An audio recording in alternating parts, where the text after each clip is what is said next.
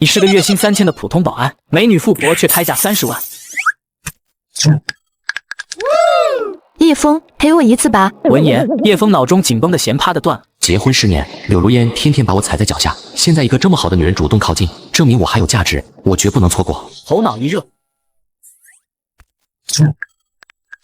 结束后，他心脏狂跳。算了，我毕竟结婚了，先回家再说。柳如烟要是发现我夜不归宿，麻烦更大。凌晨3点，叶枫轻手轻脚地打开家门，妻子柳如烟站在客厅，脸色阴沉无比。还知道回来，我以为你死外面了。糟了，他居然在等我，今晚临时加班，我发消息跟你说了。闻言，柳如烟冷笑一声，步步逼近。加班？加什么班能加出一身香水味？别乱猜，就是普通加班。柳如烟突然伸手从他肩上捏起一根头发。普通加班能沾上这个？叶枫你行啊，长本事了，学会外面偷吃了。叶枫脑子嗡的一声，彻底慌了。如烟，你听我解释，这是误会。误会？什么误会？说着，他突然扑上来抢手机，叶枫慌忙护住。解锁，我倒要看看是哪个大大的。别闹，就是帮醉酒业主停车，扶他上楼时不小心沾上的。不小心能沾到床上去？叶枫，你当我3岁小孩啊？柳如烟疯了似的捶打叶枫，叶枫不止不舍，心里满是愧疚。我嫁给你这个穷光蛋受了多少苦，你居然敢乱搞，对得起我吗？如烟，我错了，就这一次，我保证。保证值几个钱？离婚，明天就离。你净身出户。叶枫如遭雷击，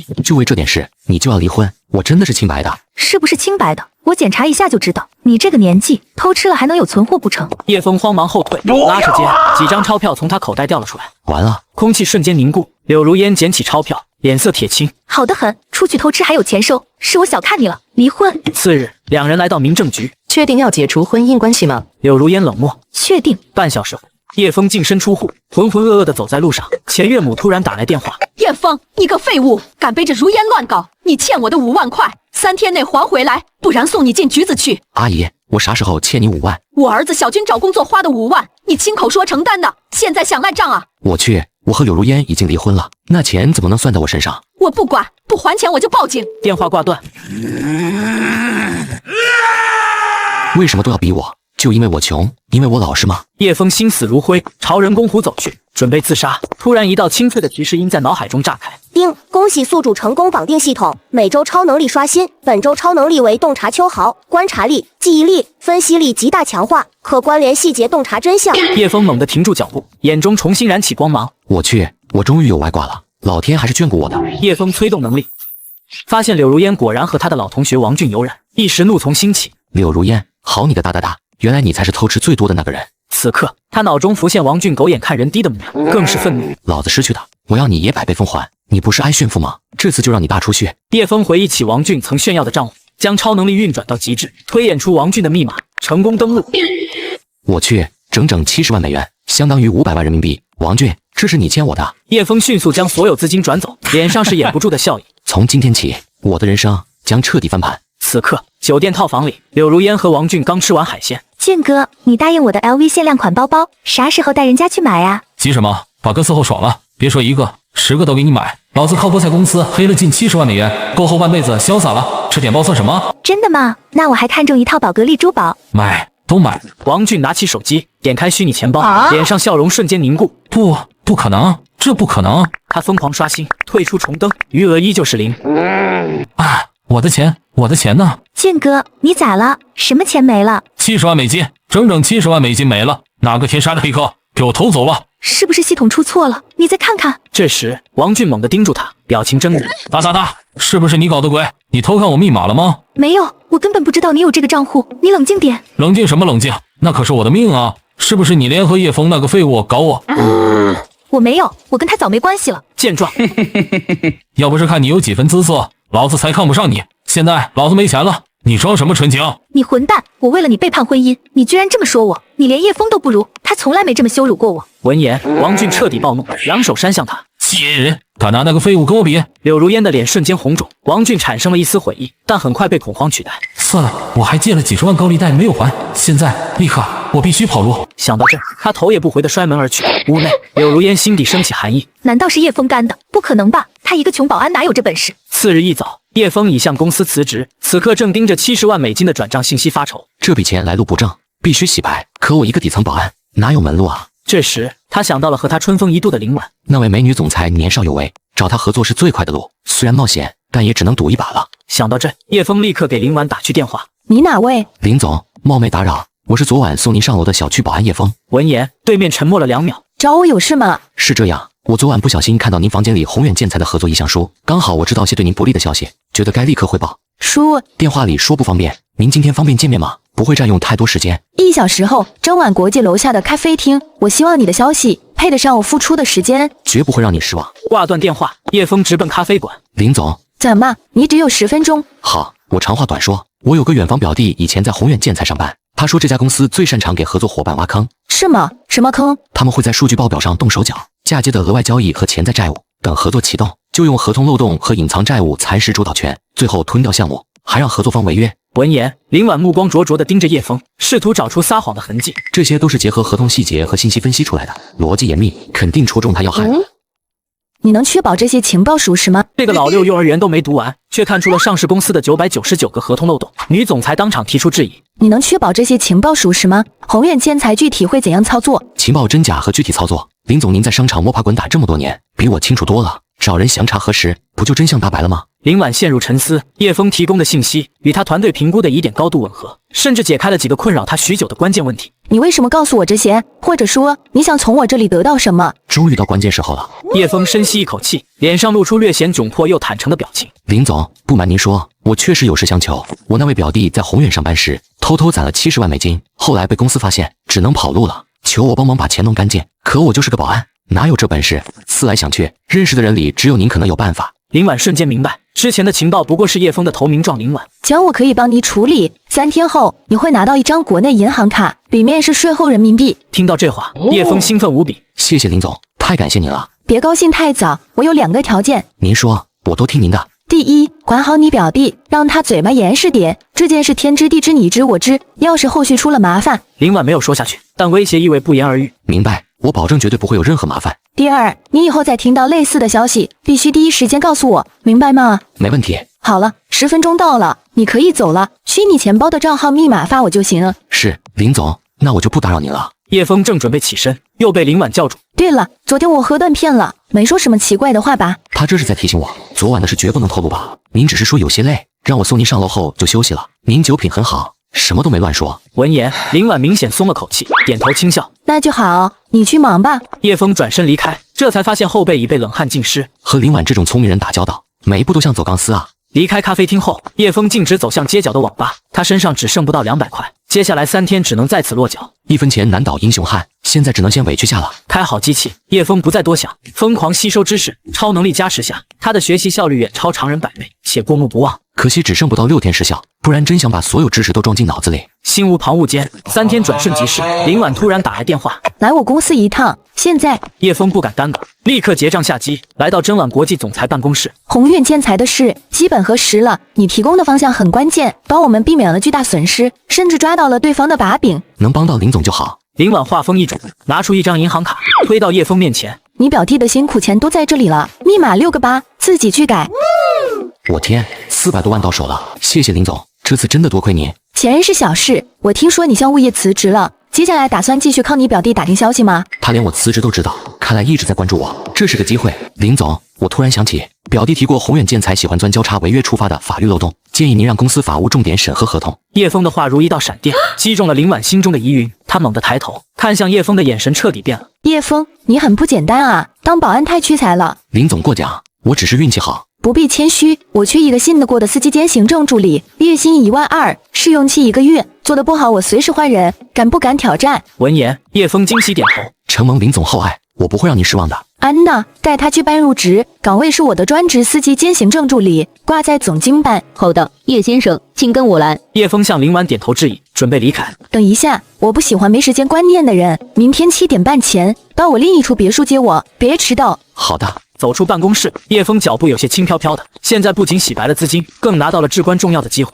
真晚国际总裁的助理，我的逆袭之路从这里开始了。叶枫签完合同后，租下了一间单身公寓，本想早点休息，隔壁却突然传来刺耳的声音。开门后冲旁边吼：“什么人这么没公德心？能不能小声点？”下一刻，叶枫扭头看见隔壁门口靠着个女孩，醉得东倒西歪，正拿着钥匙乱戳锁孔。老登，你谁啊？干嘛凶我？刘亚曼说着就往叶枫身上扑，叶枫连忙侧身躲开，他重心不稳，啪的摔在地上，随即哇的吐了一地。服还是不服？否则万一被赖上说是我推倒的，跳进黄河都洗不清。可就这么让他躺呕吐物里，也太过分了。想了想，他最终拿出手机拨号。喂，帽子叔叔，我要报警。凌晨5点，叶枫坐在派出所里，困得直打哈欠。叔叔，我6点就得去公司，能让我走了吗？我就是报个警，怎么还被扣在这了？叶枫，你没对那小姑娘毛手毛脚吧？您这话什么意思？他该不会恩将仇报，说我占他便宜了吧？你别激动，那女孩才19岁，年纪小没安全感。我们就是例行询问，同时已经去掉公寓监控了。我能理解流程，但我好心帮忙，反倒被折腾大半宿，换谁都生气。半小时后，调取监控的民警回来，画面清晰显示叶枫全程没碰过刘亚曼。小妹妹，你还有疑问吗？人家是好心帮你，别搞错了。见状，女孩脸涨得通红。对不起，我喝断片不记得了，真的很对不起。没什么事，我先走了。泽，骂我老登还诬赖我，长得再好看也让人喜欢不起来。叶枫抵达林婉别墅时，距离约定时间仅差10分钟。都怪刘亚曼这个害人精，第一天上班就差点迟到。7点30分，林婉走出别墅，干练优雅。林总早。早，我们今天去见一位以难缠闻名的客户。交代完地点后，林婉在车内最后核对合同。叶枫无意间瞥了一眼，忍不住开口：林总，合同第3批次货款支付条款里以甲方确认为准的表述是不是太模糊了？可能会给后期收款留麻烦。闻言，林婉猛地顿住。你有什么建议？可以加上，若甲方在收到乙方书面验收通知后7个工作日内未提出书面异议，则视为自动确认合格，这样既尊重甲方，也有明确收款节点。林婉眼中惊讶更甚，当即给法务总监转达建议。谈判中，对方果然在验收标准上发难。林婉抛出修改后的条款，对方最终被迫接受。叶枫，这次谈判多亏了你，等下去人事领5000块钱奖金吧。我只是随便看了眼条款，就帮美女总裁谈下了8000万订单，只因我觉醒了超能力系统，能洞察所有合同的破绽。叶枫，这次谈判多亏了你，等下去人事领5000块钱奖金吧。谢谢林总，我只是瞎猜的，运气好。运气也是实力的一种啊。可惜了，洞察秋毫只剩1天12小时了，要不然我还能吸收更多知识。2天后的凌晨，倒计时走到尽头，一行新的提示开始闪烁。本周超能力为读心术，提示：上周能力保留，但使用受限，过度使用有性命危险。见状，叶枫狂喜无比。读心术，居然是读心术！有了这个，商业场上谁能瞒得过我？而且洞察秋毫还能保留，简直是意外之喜，得赶紧测试下效果。叶枫正思索着，房门突然被敲响。测试对象这不就送上门了？进吧。叔叔，晚上好。与此同时，刘亚曼的心声也传入他的耳中。这个老登眼神好凶啊，他该不会是杀人犯吧？我去，我咋就成杀人犯了？你有事吗？我是来道歉的。昨晚我喝多了，给你添了那么大麻烦，还误会了你，真的非常抱歉。这个一点心意，你收下。混蛋，快点收了水果，接受道歉。本大小姐还急着回去睡美容觉呢。啧，这反差还挺可爱的，正好再试试读心术的效果。叶枫沉默几秒，眉头微蹙，故意没接水果。刘亚曼着急：叔叔，我真的知道错了，你别生气好不好？我以后再也不会给你惹麻烦了，求求你一定要原谅我啊！我不想搬走，住不够1个月，押金就打水漂了，几千块钱呢。闻言，叶枫无奈一笑，态度缓和了些。行了，事情过去就过去了，水果我收下，进来坐会儿吧。门口站着不像话。真的吗？谢谢叔叔，太好了，押金保住了。随后，刘亚曼拘谨地在沙发边缘坐下。你一个人住吗？刚搬来没多久，目前在当实习主播。难怪这么漂亮。那天真是麻烦你了，还害得你半夜去派出所。没事，配合警察调查是公民义务。就在这时，刘亚曼突然尖叫起来，惊恐地指向墙角。那边有蟑螂，好大一只。刘亚曼起身太猛，重心不稳，一不小心扑倒了叶枫。天哪，我怎么摔他怀里了？这姿势太羞耻了吧！刘亚曼连忙起身，指着角落，还带着哭腔：那边，他跑到那边去了，好可怕！叶枫深吸一口气，打死了蟑螂。此刻刘亚曼还贴在墙边，恨不得钻进地缝。好了，处理掉了。谢谢，时候不早了，我先回去了。叔叔晚安，丢死人了，必须马上离开这个是非之地。刘亚曼火急火燎地溜了，砰的一声关上房门。这读心术果然无往不利。次日，叶枫刚把林婉接上车，就听到了他的心声：哎，好困，昨晚不该熬夜追漫画的。闻言，叶枫手一抖，方向盘微偏。你干嘛？不好意思，林总，前面窜了只流浪猫。小心开车啊！今天日程很满，上午去市政府开会，下午见鼎新集团的赵坤，晚上他组的饭局推不掉，你做好加班准备。那个赵坤讨厌死了，看我的眼神色眯眯的，仗着有钱就为所欲为，要不是没办法，我才不见他。好的，林总，那今晚需要我陪您出席吗？暂时不用，这种场合你去不合适。下午的碰面会上，赵坤故意凑到林婉身边：林总，今晚翠湖轩我包场了，咱们好好深入交流一下呗。今晚不把你降服，我名字倒着写。林婉很不想去，但为了公司合作，也只能抢笑点头。好，太恶心了，就他这张丑脸，还不如叶枫呢。关我啥事？去往翠湖轩的路上，车内气氛压抑。林总，赵少看着不好对付啊，要不要我做点准备？你在车里等我电话就行，这种场面我应付得来。迈巴赫停在翠湖轩门口，赵坤早已等候在此，看到林婉就热情地迎上来。林总赏光，最好的湖景包厢都备好了，臭娘们给脸不要脸，别怪我上手段，等会儿就让你知道得罪我的下场。完了，这赵坤包藏祸心，今晚绝对是鸿门宴。1个半小时过去，叶枫在车里焦急等待，却始终没有林婉的消息，他只好主动打去电话。林总，你那边还好吗？林婉结结巴巴，没事，谈的差不多了，你再等我一下。背景音里窜出赵坤轻佻的笑声，还有杯子碰撞的脆响。林总，再喝一杯嘛。杜，不行，我喝不下了。别扫兴，喝完咱们玩点刺激的。就在这时，林婉突然拔高声音：杜，不要！叶枫，救命啊！林总，电话被挂断，叶枫怒火冲天，朝会所大门狂奔而去。服务生伸手阻拦：先生，您有预约吗？闪开，我找赵坤。服务生被他身上的狠劲吓住，下意识退开。叶枫一脚踹开包厢木门，赵坤正在动手动脚。把你的臭手从林婉身上拿开！谁让你进来的？滚出去！大兰！叶枫健步冲上前，一把攥住赵坤的手腕，狠狠向后一拧。我的手！你竟然敢动我！知道我是谁吗？我可是鼎新集团的少东家。我管你是谁！说着，叶枫一拳砸在他脸上，赵坤踉跄后退。你完了！我要让你和林婉在江南市混不下去。叶枫懒得理他，扶起林婉，急切呼唤：林总，林总，能听见我说话吗？好热，好难受。你给他吃了什么？关你屁事！一个臭司机也敢管我的事？叶枫不再废话，拉着林婉大步朝外走，拦住他们，别让这混蛋跑了！不想惹麻烦的，滚开！保安们被叶枫身上的狠劲射住，竟没人敢真的上前。林总，坚持一下，我送您去医院。杜，不要医院，送我回家，不能让人知道，传出去，我的名声就完了。闻言，叶枫心疼的点点头。好，我送你回家。很快，两人回到别墅，叶枫正准备离开，却被林婉一把拉住。求求你，给我！闻言，叶枫脑中的弦彻底断裂，情不自禁的和他吃上了海鲜。林总啊，林总，希望你明天不会后悔吧。次日一早，两人一同醒来，林婉果然一脸羞愤，叶枫也尴尬无比。那个，林总，我不是故意的，昨晚的事我很抱歉。闭嘴！林婉不敢看他，昨晚的记忆涌上心头，让他无地自容。出去，现在立刻出去！林总，我可以走，但赵坤那边，我担心他报复你啊。闻言，林婉猛地回头，眼眶通红。我让你出去，你听到没有？我的事不用你管，你滚，快滚啊！赵坤这个人睚眦必报，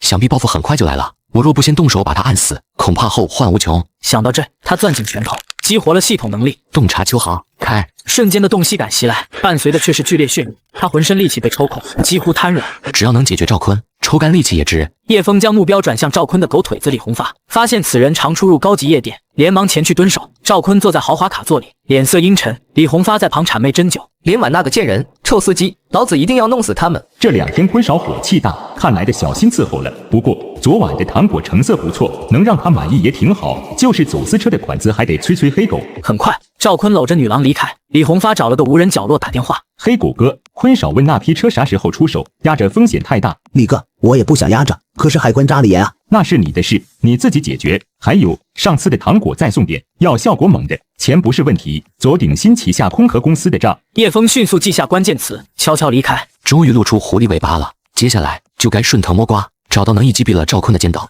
回到公寓后，他咬牙催动洞察秋毫能力，在网络信息中疯狂筛选。俊驰传媒就是他了，找到这家公司的洗钱账目，就能把赵坤彻底定死。接下来数天，叶枫在夜店蹲守，终于等到了机会。皇冠夜店，李红发晃晃悠悠走进，叶枫紧随其后进入。曾拿破银行10几天续费就退我保险柜，害得我得临时找地方存 U 盘。什么 U 盘？难道是犯罪证据？这东西烫手的很，不过藏在火车站储物柜一晚应该没事。明天一早我就去转存新保险柜。想到这，钥匙在钱包暗格，凭证条在手机壳里，这可千万别丢了。叶枫心生激动，好啊，终于让我等到机会了。凌晨1点多，叶枫跟着李红走进高档小区，趁他睡着了，赶紧翻进阳台，拿走钥匙和凭证条，搞定。他迅速赶往火车站，拿到黑色 U 盘后，回到公寓解码。我去，密密麻麻的走私单据照片，还有几段糖果交易的录音，这些铁证清晰记录了他们的全部罪行。叶枫精神极度亢奋，犹豫片刻后，他掏出手机，拨通了林婉的电话。林总，关于赵坤和鼎新集团，我找到了足够的东西，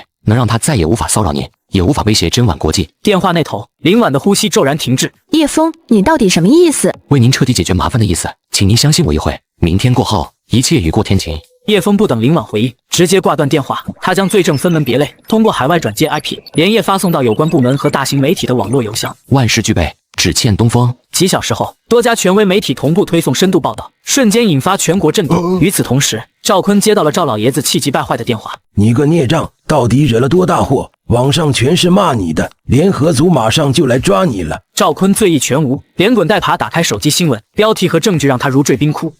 不可能，这是谁干的？与此同时，门外突然响起威严的敲门声。赵坤，立刻开门配合调查，不要抵抗。最终，他被执法人员带出，鼎新股价彻底崩盘，被迫无限期停牌。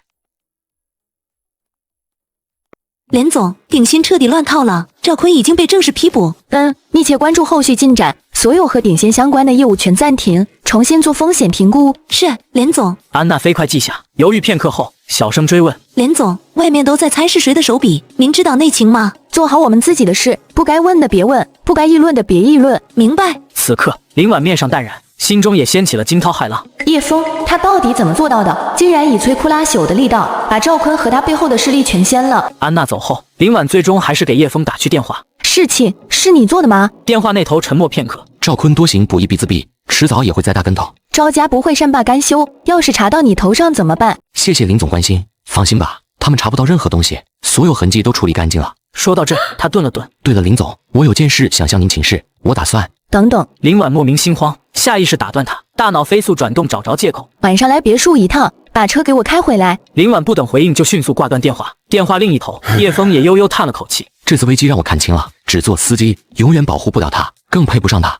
贫贱夫妻百事哀，莫财富地位，一切都是空谈。此刻，叶枫看向视野里的倒计时，一行字迹清晰可见，读心术剩余时间10点05分02秒。第2周的能力要结束了，下一周又会是什么超能力呢？夜幕低垂，叶枫来到林婉的别墅。今天的事，谢谢你，我没想到你会用这种方式解决问题。您不必谢我，林总，赵坤是自作自受，我只是顺势推了一把，而且保护您本就是我应该做的。林婉心生脸红，保护我吗？他今天似乎好像有点不一样。叶枫捕捉到他的心声，有些无奈和不忍，最终还是开了口：“林总，我今天是来向您请辞的。”话音刚落，林婉脸上的柔和消失，取而代之的是惊愕与冰冷怒意。你说什么？请辞？是的，感谢您的机会与信任，但我现在的身份能力不能真正为您分忧，我想出去闯一闯，做出自己的事业，而不是永远只做司机兼助理。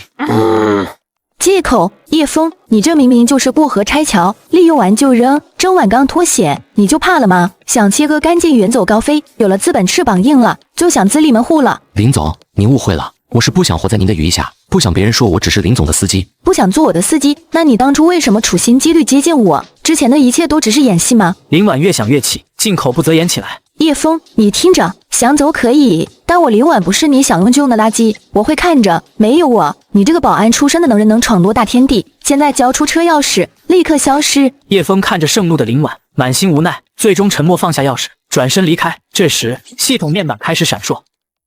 恭喜宿主，本周超能力已结束，新能力为超级透视。我去，这能力也太逆天了。叶枫一扫疲惫失落，直奔西郊的古玩市场，盯着中央的原石展台，悄然催动门。我去，这皮壳全是摆设，大部分都是废石，只有几块里藏着真东西。就在这时，入口处一阵骚动，只见林婉走了进来，身旁还跟着聚宝阁股东之子刘子豪。他怎么会来？叶枫下意识开启读心术。他来这不是送钱吗？等下找机会把他打发走好了，不然他兜里那几百万还没捂热就要血本无归。他是担心我赔光吗？又被瞧不起了。这时，刘子豪故作关切地开口：“林总，遇到熟人了吗？”没什么，公司的前员工，现在和我没关系了。闻言，刘子豪带着轻蔑的笑容走向叶枫，姿态倨傲：“这位先生，看你和林总认识，好心提醒你，这里水深，你挑些边角料过瘾就行，别碰原石，免得把裤子赔光，让林总没面子。”周围几道看戏的目光投来，叶枫缓缓抬头，丝毫不惧：“不劳刘少费心，我叶枫买几块原石的钱还是出得起的。”哼，兄弟，你是听不懂人话吗？到时候买定离手，你后悔都来不及。我今天还真想试试后悔的滋味。叶枫不再理会他们，径直朝主持人走去。那块黑乌沙皮80万的，我要了。所有人的目光瞬间汇聚过来。天哪，那黑乌沙皮是摆了3个月的工人废料，这人是傻吗？哈哈，我说什么来着？纯纯的棒槌，这废料没人要，你倒当个宝。林总，这就是不自量力的下场。叶枫，那钱不是大风刮来的，这里不是你凑热闹的地方，马上回去吧。这么担心我被坑，看来他真没那么绝情。不过这石头嘛，我志在必得。见状，主持人快步上前，笑容满面。这位先生好眼光啊，80万，这块莫西沙黑乌沙归您了，直接切开还是带走？直接切。2名切石师傅立刻上前，第一刀落下，石片绽开，断面灰白一片。快了，果然是废料。我就说他怎么可能切得出好东西？就在这时，切食师傅瞪大了眼睛。等等，老板，这道面有黄雾，中水好像进去了，再切一刀嘛。从黄雾处擦。摩擦声中，全场人心都提了起来。不久后，师傅激动地跳了起来。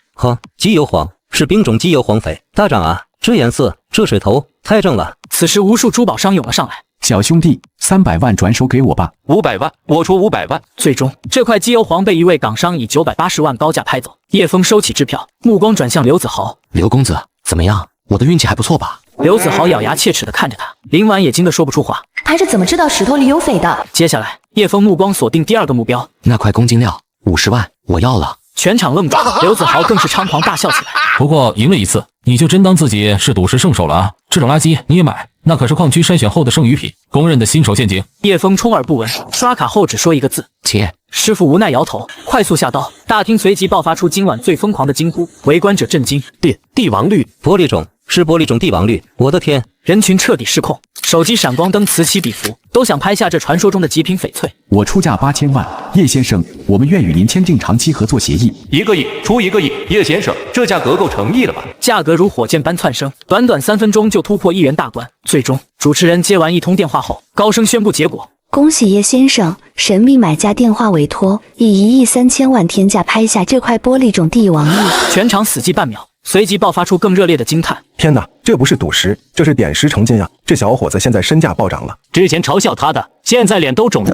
刘子豪双腿一软，瘫坐在地，脸色惨白如纸。怎么可能？他凭什么？我才是聚宝阁的少东家，他只是个前司机啊！此刻，叶枫迈步走向林婉，挑眉一笑：“林总，看来没有真晚国际，没有您，我好像也饿不死吧？”这句话正是他怒极时的原话。林婉的脸刷得红透。开玩笑的，林总，不管怎样，谢谢您过去的照顾。叶枫转身就走，仿佛刚赚的亿万家财只是零花钱。林婉怔怔地看着他的背影，心像被重锤撞了一下。他就这么走了，我还没说对不起呢。这时，刘子豪凑过来，试图挽回。林总，这种暴发户没什么了不起，有点钱就飘了，迟早栽跟头。闭嘴！刘子豪被吓得一哆嗦。刘公子，我们真晚国际和聚宝阁的合作，我会重新评估，失赔。林婉转身就走，刘子豪僵在原地，彻底沦为今晚的笑柄。与此同时，叶枫来到了凯撒皇宫大酒店。这城市的繁华我看了10多年，却从没真正靠近过。今天倒要看看有钱人的世界到底是什么样。叶枫走到前台，给我开一间总统套房。请问您多少人住？住几晚？就我一个，先住3晚。叶枫掏出银行卡，当场刷走9万9。手续刚办完，一位中年男人便上前躬身行礼。叶先生，我是您未来3天的管家张毅，您有任何需要都可以吩咐我。你们酒店玩得挺花，短期入住还配管家，那是不是还能安排漂亮女仆？只要您需要，我马上为您安排。开个玩笑，别当真。叶先生，您的行李呢？没行李，那请您跟我来。叶枫跟着张毅前行，抵达47楼的总统套房。房间内饰豪华无比，落地窗正对着外滩最美的景致。叶先生，这是房间的座机，按1号键就能联系到我，24小时待命。祝您入住愉快。张毅躬身离开后，叶枫走到窗前。果然，这座城市最动人的风景，从来都需要金钱解锁。就在这时，发小吴俊辉突然打来电话。叶哥，听说你离婚了？是的。电话那头陷入沉默，叶枫忍不住打趣：咋了？知道我离婚，特地打电话来笑话我？怎么可能笑你？你过来云顶天宫，我做东，就当庆祝你重归单身。哟呵，吴大老板今天这么豪横，主动请我潇洒。废什么话，赶紧滚过来，老子给你安排了10个嫩模，今晚不把你灌吐，我就是你儿子。哈哈哈哈！开好酒等我，马上到。挂了电话，叶枫按下房间座机，很快接通了张毅的电话。张管家，给我安排一辆最贵的车，我要出门。叶枫开着限量版布加迪停在云顶天宫俱乐部门。我去，你小子连布加迪都开上了，快说，是不是傍上富婆了？少废话，你爹是那种人吗？今天就找你喝酒，不醉不归。说着，两人来到豪华包间。吴总，您可有些日子没来了。这位老板是我铁哥们叶枫，今晚他是主角，你快去催催姑娘们，光咱们俩老爷们多没意思。吴总太猴急了吧？姑娘们刚上班还在化妆呢，我陪您喝酒还不够吗？你陪我当然好，但我们俩不够分呀，快去安排。好的，您2位稍等。小云离开后，吴俊辉凑到叶枫身边挤眉弄眼。怎样？这女人得不得计？感兴趣的话，哥哥给你当僚机。瞧不起谁呢？我泡妞还用你辅助。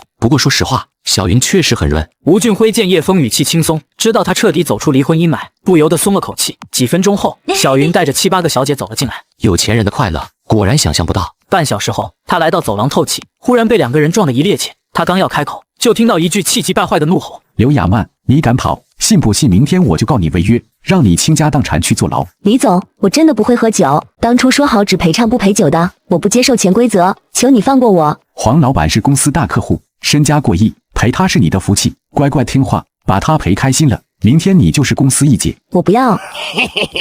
这样，行啊，合同写着呢，不配合商务应酬就赔300万违约金，现在拿出来，我立马放你走。刘亚曼的脸色瞬间惨白，李总见状，愈发嚣张的挣脱硬拽。见状，叶枫连忙上前，把你的脏手放开！你谁啊？知道老子是谁吗？多管闲事！哥，叶枫上前一步，将刘亚曼护在身后。我不管你是谁，重要的是你在强迫一个不愿意的女孩。老子管教自己公司的人，轮得到你放屁？找打！李总一拳挥来，叶枫侧身一躲，他便重心不稳，摔了个狗吃屎。好小子，你敢动手？保安，叫你们经理过来。几个保安和一个经理快步赶来。张经理，这小子无故打我，还骚扰我的员工，赶紧把他轰出去。与此同时，吴俊辉也挤了过来，为叶枫说话。经理，这是我兄弟，我相信他，你们调监控就知道怎么回事，肯定是这姓李的不干人事。就在场面僵持时，一个洪亮的声音从人群外传来：怎么回事？这么热闹？黄百涛走过来，李总谄媚的迎了上去。黄老板，您可来了，这小子抢我的人，还动手打我，您得为我做主啊！大叔，就是他，李总逼我来陪这位黄老板。原来正主在这啊！此刻，众人都担忧地看向叶枫，大家都以为黄百涛会发怒，不料他却恭敬地走到叶枫面前。叶先生，真是您啊！刚才在那边看着就像您，太有缘了。这话一出，全场瞬间鸦雀无声。蚁人黄百涛做点小生意，上午在聚宝阁，我可是亲眼见识了叶先生的神眼，狂赚1个多亿，真是惊为天人。李总脸色瞬间死灰。叶先生，这是发生什么不愉快了？误会，全是误会。哎呀，叶先生，是我有眼不识泰山，是我不该强迫亚曼，我该死！混账东西，还不道歉？叶先生，对不起，您大人有大量，别跟我一般见识。道歉不必了，只是刘小姐今晚受了惊吓，不适合再上班了。听见没有？马上解除刘小姐的合同，以后再敢骚扰她，我第一个不放过你。是，马上解。李总火速取来合同，刘亚曼的泪水夺眶而出。撕了吧，没事了。刘亚曼用力点头，将合同撕得粉碎。叶先生，手下人不懂事，扫了您的兴，实在对不住。我是真心想将您这个朋友，以后有用得着的地方，尽管打电话。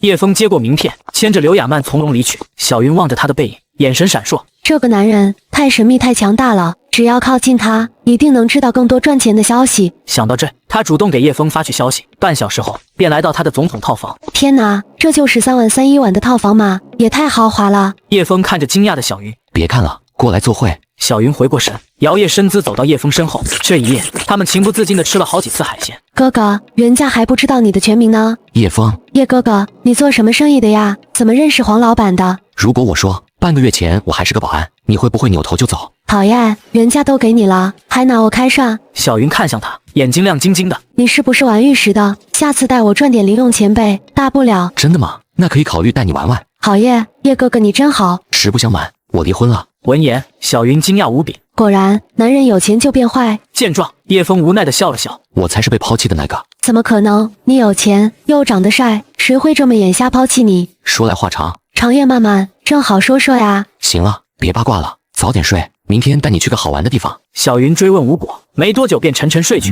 翌日，叶枫带着他和吴俊辉来到西贡国际码头。叶哥哥，我们来码头做什么呀？带你们玩点刺激的，货柜盲拍寻宝。寻宝怎么玩？听着就带劲。竞拍无人认领的货柜，价高者得，里面可能是垃圾，也可能是宝贝。很快，三人来到竞拍办事处。竞拍1小时后开始，报名费1万，押金10万，结束后退还。叶枫爽快交钱，吴俊辉立刻跟上，小云却紧张地攥紧了钱包。叶哥哥，你有几分把握啊？1万块对我不是小数目。信我，就不会让你亏。你不是想让我带你发财吗？机会给你了，跟不跟由你。我信你。三人来到竞拍区域，距离开始还有半小时，众人都在观察货柜。这怎么看？完全抓瞎。那个看起来挺新的，会不会好一点？一个中年男人听到他们的话，带着助手走了过来，嘴角挂着轻蔑的笑。几位是新来的，玩票的吧？怎么这地方还不让新人来啊？提醒你们，这不是游乐场，上万的报名费扔进来，可能就听个响。你们这模样也不像懂行的，别到时候亏了哭鼻子，还带这么漂亮的妹子遭罪。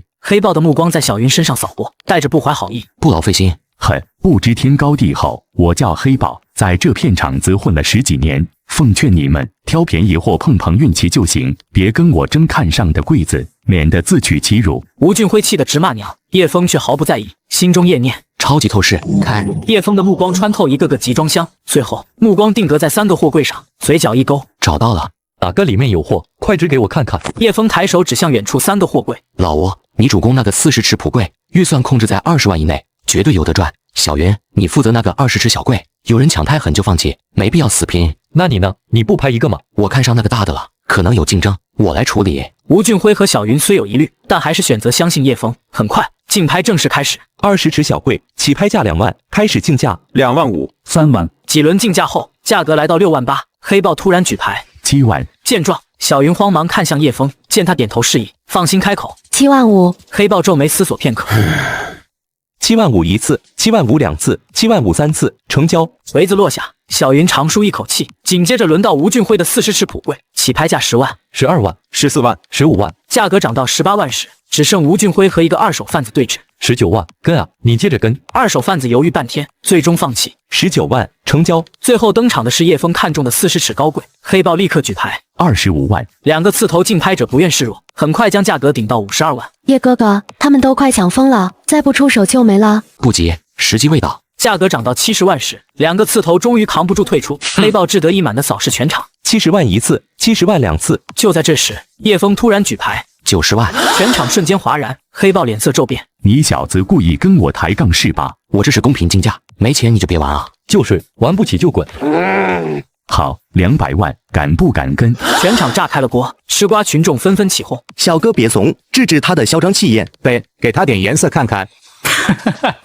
我银行卡里1亿6千万，跟我拼本金，简直是49年加入国军，500万。全场死寂，随即爆发出更大的骚动。黑豹僵在原地，脸色从红转白，最终啐了口唾沫。妈的，算老子倒霉！你最好祈祷里面有大货，不然亏死你。没事，我亏得起。500万一次，500万两次，500万3次，成交！恭喜这位先生成功拍下。黑豹灰溜溜的离开，叶枫转向满脸震惊的2人，笑容轻松。走吧，最激动人心的开盲盒时刻到了。围观人群立刻围拢过来，黑豹悄悄折返，站在人群外围观望。我就不信了，难道他们还真能开出好东西？第一个开的是小云的20尺小柜。叶哥哥，万一里面全是石头，我半年的辛苦钱就没了。放心，我的眼光不会错。下一刻，工作人员拉开柜门，里面码着整齐的纸箱。吴俊辉率先撕开一个，我去，是独自的零配件。吴俊辉常年接触高端客户，一眼认出这是国际知名越野自行车品牌的减震零件，还是限量版涂装的。这美女运气也太好了吧！工人将所有箱子拆开，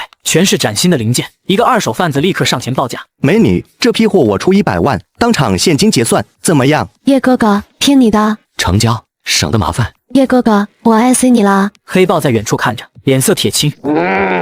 娘的，走了狗屎运！接下来开吴俊辉的40尺普柜，柜门拉开，前排全是廉价的东南亚木雕，现场立刻响起嗤笑声。不知天高地厚，这下栽了吧？这无妨，继续往里倾。工人搬开木雕，露出几个用油布包裹的长条物体。叶枫亲自上前解开，光芒瞬间晃花了所有人的眼。黄金、水晶条，还有翡翠，这水头是极品兵种。现场彻底沸腾，吴俊辉激动地跳了起来。天哪，我这不是做梦吧？鉴定师匆匆赶来，当场估价，10根500克千足金，约200万，5块兵种翡翠，保守200万，总价值近450万。哦，哈哈，峰哥，以后你是义父，我是你儿子。此刻，黑豹浑身一哆嗦，眼神惊恐地看向叶枫。这2个柜子全是他指定的，难道他早知道里面有货？终于轮到叶枫的500万天价货柜，柜门拉开，门口堆着小山似的廉价塑料玩具。哈哈哈，让你狂，好运用尽了吧？叶枫无视嘲讽，淡定地对工人吩咐：清空它。不久后，货柜深处露出几个木箱，叶枫亲自上前拆开。现场一位机械贩子激动得满脸通红。这是德国卡尔蔡司的精密测量仪，还有光谱分析仪，全是劲运级别的全新货啊！这一台就值1000万吧，里面足足5台。现场死寂片刻，随即爆发出震耳欲聋的惊呼。黑豹脸色煞白，眼神活像见了鬼。保守估值5700万，实际价值可能更高。峰哥，你是谁啊？此刻，拍卖行经理满头大汗地跑过来，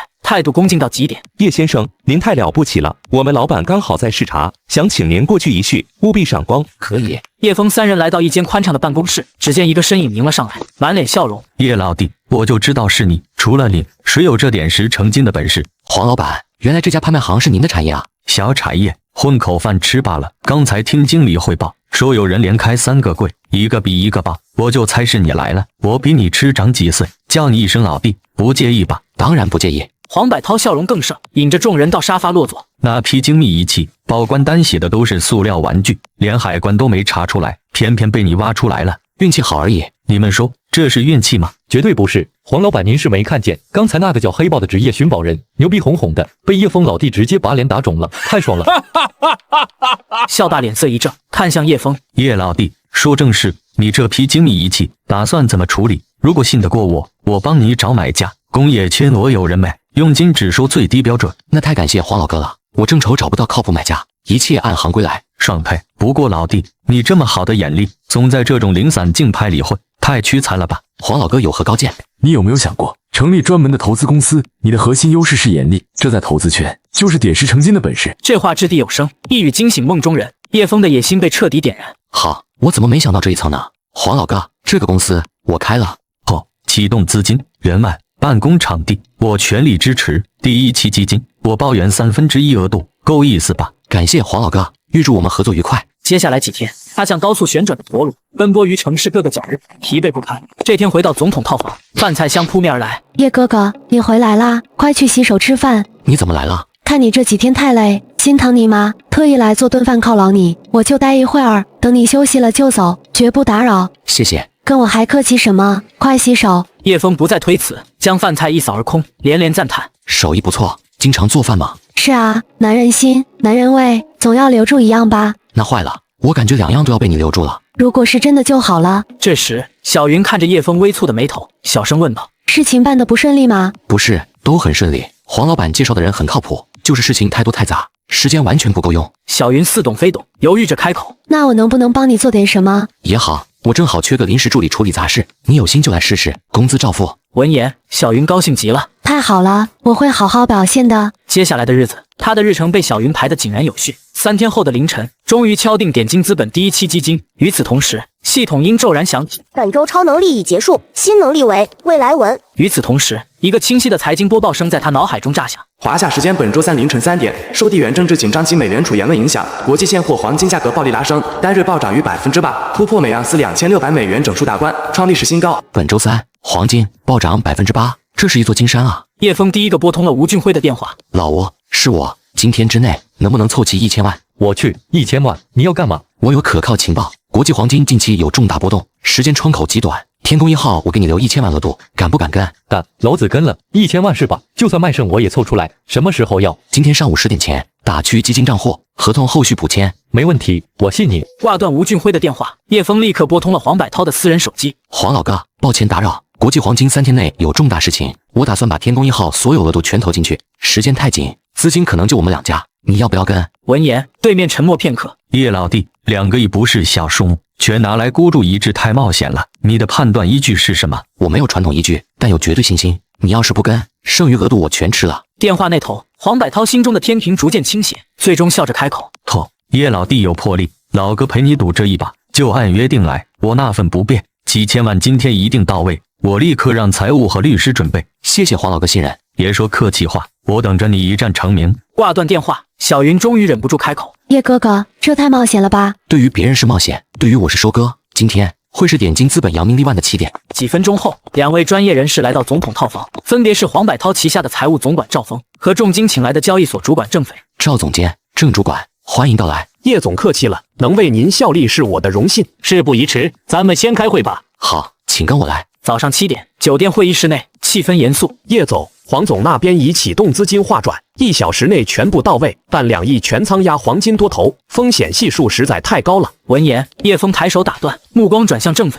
风险我来把控，你不必担心。郑主管，我要用30倍杠杆，能做到高效又隐蔽吗？可以，通过黄总控制的离岸渠道，把2亿本金拆到多个账户，用期货和差价合约组合，平均30倍杠杆，总风险敞口相当于60亿。建仓策略呢？稳步建仓，避免惊动市场，今天内完成。太慢了，下午欧洲市场开盘前必须完成至少70%仓位，这样会推高成本，还容易被市场注意到啊。成本次要，暴涨前握足仓位才是关键，按我说的做。明白。下午欧洲市场开盘，叶总集成仓位已完成，平均成本2350美元。很好，保持关注，剩余资金等美盘开盘再定。然而接下来2天金价跌多涨少，指挥团队反复操作，仍亏了100多万美金。转眼到了周二深夜，距离凌晨3点只剩几分钟，预言中的大涨迟迟未到。吴俊辉凑到叶枫身边，峰哥，怎么没动静啊？会不会判断错了？沉住气吧，风暴来临前都很平静。此刻他面上沉稳，心里却也有些担忧。明明就快到时间了，怎么还这么稳？难道哪里出问题了？叶枫集中精神，再次使用未来文，脑海中却响起模糊嘈杂的对话，与之前的暴涨情报截然不同。怎么会这样？是未来变了，还是之前的信息不完整？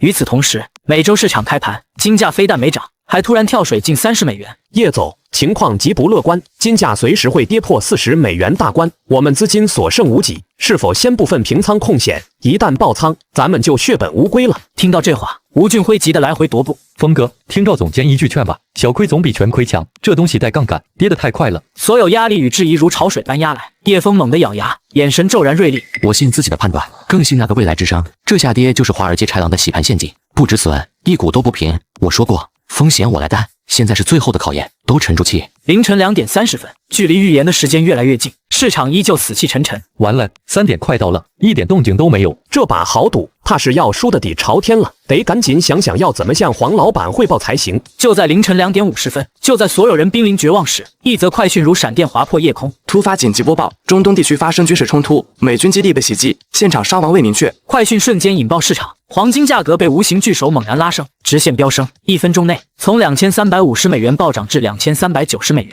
不仅收复失地，甚至已开始盈利。涨了，暴涨了！什么？特别快讯：美联储委员非公开场合发表极端言论，暗示可能启动新的量化宽松。双重史诗级利好叠加，金价如火箭升空，浮亏早已远去，盈利在飞速滚雪球。神了，真是神了！此刻，赵峰凝视着叶枫背影，满是敬畏。黄老板看中的人果然不同凡响。此刻全员紧绷神经，兴奋地监控着仓位与市场。叶枫依旧平静伫立。我赌赢了，未来如期而至。我的天，金价冲破2600美元，涨幅突破今年最高的8%，浮盈超4亿了。极端行情不会持久，随时可能回调，该收割了。郑主管抽身离场，开始平仓，分批止盈，动作要快，避免砸盘。明白。郑匪团队高效执行，近1小时后，最后一手单子平仓。叶总，所有头寸平仓完毕，盈利约4亿7600万人民币，收益率238.6%。闻言，众人狂喜无比。4.7亿，赚了4.7亿，我不是在做梦吧？不是梦，叶总就是金融之神。这时，叶枫的手机突然响起，黄百涛来电。叶老弟，你就是财神爷下凡了，刚才我心脏病都快吓出来了，圈子全炸了。黄老哥，冷静点，这只是第一站。冷静不了，你这是一战封神，下一期基金，你说多少就多少，100亿我都押给你。公司刚起步，不急推2号基金，老哥先别急。对，风险咱扛了，绝不让别人捡漏，就急死他们。挂断电话，所有人都用敬畏崇拜的目光望着叶枫。叶神，下次有好事务必带我，我给您签码。少来这套，这一战不仅赚了钱，更打响了点金资本和点金的名声，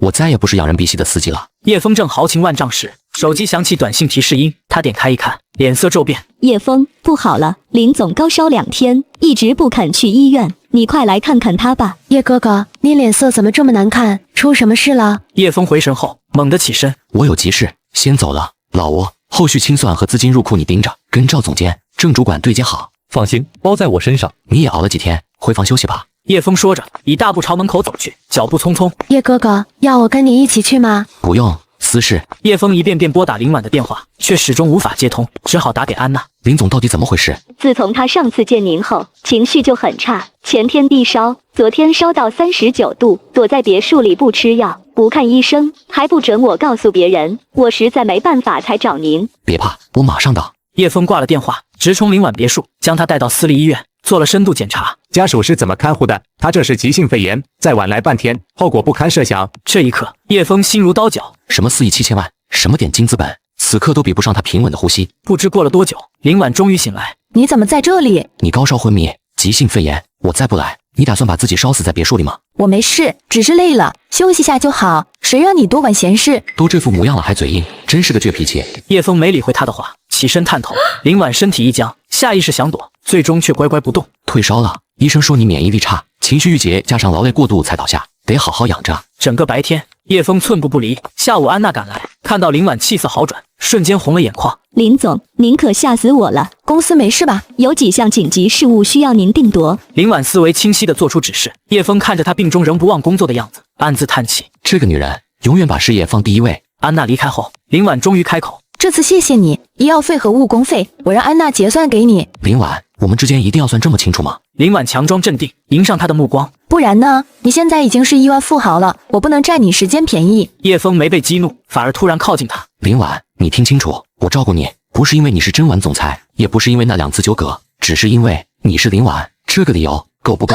这话像惊雷劈入林婉心底，他僵在原地，大脑空白。就在这时，吴俊辉突然打来电话，我有点事情要去处理，现在是让安娜过来陪你，还是帮你请个专业护工？不用，我没事了，一个人可以。我不想让下属看到自己这副脆弱的样子，太狼狈了。叶枫看穿了他的心思，没有强求，只是指了指床头，药都在床头，有事随时给我打电话，我处理完就回来。叶枫走后，林婉来到花园休息区，传来2个熟悉的声音。难以置信，咱们江南市竟出了个金融奇才。老王，你说的是谁？还能有谁？点金资本的老板叶枫啊！就3天时间，他用2个亿本金，在国际黄金市场撬动30倍杠杆，狂赚近4个亿，收益率超过200%。什么？2个亿变6个亿？这消息可靠吗？千真万确，整个圈子都传疯了。2人的脚步声渐行渐远，林婉却像被定住般僵在原地。他已经厉害到这种地步了吗？可他在最该庆功的时候，竟守在我的病床边喂我喝水，我有焦虑。这一刻，他心里涌起阵阵暖流。与此同时，叶枫已赶回点金资本，处理了一系列事情。老吴，具体手续你盯着，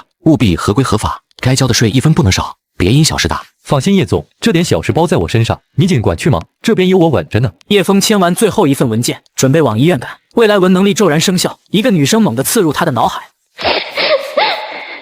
不要过来，求求你们放开我，大叔，救救我！话音落下，叶枫的心脏猛地一缩。这个声音是刘亚曼，你可千万不能有事啊！想到这，他向刘亚曼的公寓疾驰而去。刘亚曼开门，屋内毫无回应，他猛地一脚踹开，却空无一人，没有搏斗痕迹，他不是被强行掳走的，身份证也没带，说明他没出远门，大概率还在室内。可上千万人的江南市怎么找？叶枫强迫自己冷静，立刻拨通吴俊辉的电话。亲爱的叶总，这才多久就想我了？别废话，你认不认识搞手机定位的人？非法定位有风险啊！救人要紧，到底认不认识？倒是认识个老手，认钱不认人，还算干净。你把号码发我，有事我担着。钱不是问题，要快。片刻后，吴俊辉的电话再次打了过来。查到了，最后信号在城南白水镇山水人家农家乐。叶枫心中一紧，朝着城南方向狂飙而去。赶到后，一脚将包间踹开。谁敢再动他一下，我要你们全家陪葬！包间瞬间陷入诡异的安静，所有人都目瞪口呆地望着门口的叶枫。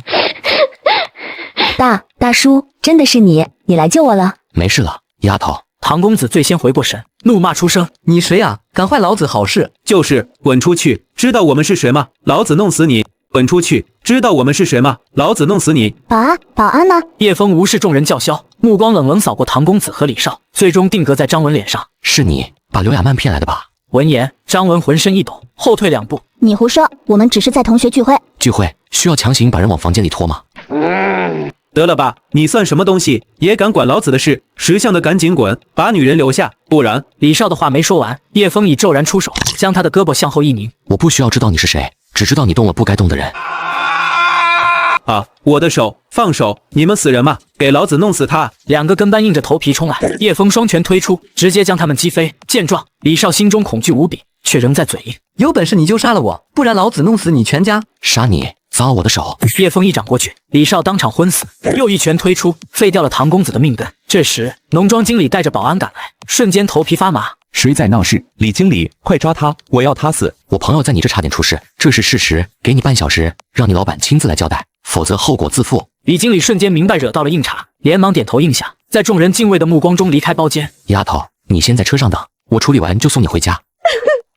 大叔，别丢下我一个人。放心，我很快回来。这位先生，我家老板最快15分钟就到，您还有什么吩咐？叶枫目不斜视，径直走向脸色惨白的唐公子。给你和旁边那废物的长辈打电话，让他们立刻滚过来领人，我倒要看看是怎样的老畜生，生出你们这种猪狗不如的东西。闻言，唐公子瞬间被激怒，老子才不打！你敢动我，我爸不会放过你的，你等死吧！叶枫勾起一抹毫无温度的笑，把唐公子吓得浑身紧绷。我让你打，最好乖乖听话。你现在只是命根废了，难道还想后半辈子要人喂饭吗？见状，唐公子只好颤抖着解锁手机，给父亲打了过去。哎，小兔崽子，又惹什么事？老子正陪黄总和刘行长吃饭。爸，救我！我的命根子被人踢废了，在白水镇山水人家，你快来啊！对面的声音瞬间拔高，满是震惊和怒意。什么？谁他妈活腻了敢动我唐鹏举的儿子？儿子别怕，爸马上带人扒他的皮，抽他的筋。这时，叶枫接过手机，声音淡漠：“唐总是吧？你儿子想欺负我朋友，我只是小惩大戒，给你半个小时过来给我个交代，否则我不介意替你清理门户，送他进局子。听到这话，电话那头发出暴怒吼声：“你他妈是谁？敢这么跟我说话？有种报上名来！”点金资本，叶枫。叶枫说完，直接挂断电话。此时，江海市顶级私人会所的包间里，唐鹏举面色惨白。叶枫不就是黄总他们反复提的点金手吗？3天狂赚5亿的金融新贵，我儿子怎么敢惹他？唐鹏举脸色巨变，瞬间引起了包间主角黄百韬的注意。那唐怎么回事？接个电话脸色这么难看，家里出事了啊？黄总，我儿子在白水镇惹到叶枫了，还想对他朋友不轨。闻言，黄百韬怒上心头。叶枫是我兄弟，是老子都要捧着的财神爷，你儿子算什么东西？也敢碰他的人？黄百韬环视席间众人，大手一挥，都别吃了，老子倒要看看到底怎么回事。在座的都是江海市有头有脸的商界巨鳄和银行行长，闻言纷纷起身。对，一起去给叶老弟撑场子。很快，一支豪车车队气势汹汹地驶向白水镇。与此同时，农家乐老板孙总已带着救护车赶到。叶总放心，这几个小畜生在我地盘乱来，就算您不追究，我也绝不轻饶。见状，唐公子彻底蒙圈。孙叔和我爸是多年老友啊，他怎么上来就跪舔这小子？就在这时，几辆黑色轿车急停在小楼前。李洪基下车后，目光落在鼻青脸肿的李少身上，怒急攻心。脖子，谁把你打成这样？就是这个混蛋！老爸，你快替我报仇！都聋了吗？没听见少爷的话，给我废了那个杂种！保镖们面露凶光，立刻朝叶枫围拢。孙总脸色大变，直接挡在叶枫身前。姓李的，你敢动叶总一根毫毛，老子和你没完！就在这剑拔弩张之际，一支浩浩荡荡的豪车队伍闯了进来，将李洪基的人团团围住。黄总、刘行长，你们怎么全来了？李洪基，你好大的威风，带这么多人想动我兄弟！见状，李洪基怕得浑身直哆嗦。黄老板，误会，这一定是误会。什么误会？你儿子是什么货色？圈子里谁不知道？欺男霸女，无恶不作。老李，教子无方了。看来李氏集团的信贷业务，我们得重新评估风险了。新区的合作项目也先暂停吧。闻言，李洪基冷汗如瀑，连连鞠躬。对不起各位老总，是我教子无方，求各位高抬贵手。说罢，他冲到叶枫面前，近乎哀求：叶总，是我儿子畜生不如，您大人有大量，饶他一次，要什么赔偿，您尽管开口。我缺你那点钱吗？我要你儿子和唐公子亲自跪下来给我朋友道歉，并且3年内不准再踏足江南市，否则唐家李家就别在江南待了。一旁，唐鹏举连忙附和：叶总教训的是我唐家没意见。两人把蒙圈的李少和唐公子带过来，各自扇了几个耳光。畜生，快给叶总道歉！唐公子和李少忍着剧涕泪横流的磕头。叶枫面无表情地看着这一幕，连日的高强度工作让他一阵眩晕。怎么回事？头好晕，但是林婉还在等我，我还不能倒下。黄百韬最先发现异常，连忙扶住他。叶老弟，你没事吧？林婉，等我。话音刚落，叶枫的身体直直向后倒去，现场瞬间大乱，大佬们惊慌失措地围上来。快叫医生！不久后，市中心私立医院 VIP 病房，林婉的手机突然响起，商业伙伴张夫人打来电话：林总，你听说没？白水镇出大事了，强基集团李总的儿子和唐家小子在农家乐闯大祸了。什么事？我没太关注这些。哎呦，这可太劲爆了！他俩想欺负一个小姑娘，结果踢到铁板上了。你绝对猜不到那小姑娘的靠身是谁？是谁？是那个风头正劲的点金手叶枫。他单枪匹马杀过去，一挑二，直接废了唐家小子的命根子。林婉心脏猛地一紧，耳边嗡嗡作响。他说的处理事情，竟然是为别的女人大打出手吗？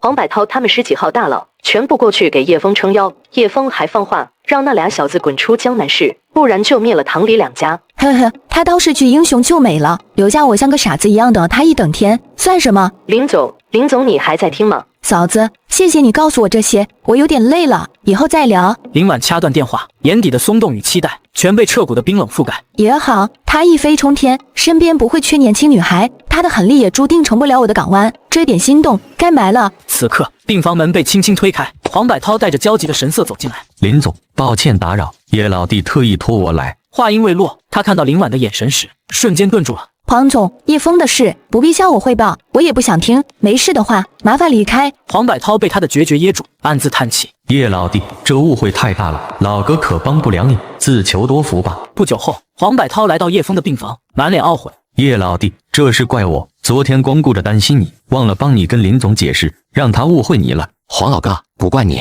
是我自己没处理好。说真的，林总对你肯定有心思，你亲自打个电话说说。不必了，他有他的骄傲，我有我的底线。或许我们本就不是一路人，现在这样挺好，总有一天他会知道错过我叶枫是他这辈子最大的损失。对，凭叶老弟的本事，林总日后肯定后悔莫及。翌日上午，叶枫办理了出院手续。大叔，我们现在去哪里呀？去买点东西，给你们添点新行头。半小时后，车子停在顶级购物中心门口。哇，这里东西好贵，我以前只敢在门口路过。叶哥哥这是要大出血报答我们吗？叶枫微微一笑，径直走进商场，第一站就到了 LV 专柜。先生您好，有什么可以帮您？给这2位小姐挑包包，她们看中的我全要。大叔，不用了，太贵了。让你选就选。两人红着脸走向货架，最终两人共选中5个包，总价45万。装起来吧。接下来1小时，叶枫带着两人横扫各种奢侈品专柜，准备离开时，竟碰到了前妻柳如烟。哼，叶枫，你怎么会在这？傍上富婆了？闻言，叶枫脸色骤冷，刘雅曼更是怒斥出声：“你是谁？怎么这么说话？我是他前妻，小姑娘别被骗了，他就是个臭保安，月挣4500，现在突然大方，指不定干了见不得人的勾当。前妻，就你这尖酸样，配得上我们叶总吗？光是他手上这块百达翡丽，你打一辈子工都买不起。”闻言，柳如烟脸色发白，却仍在嘴硬：“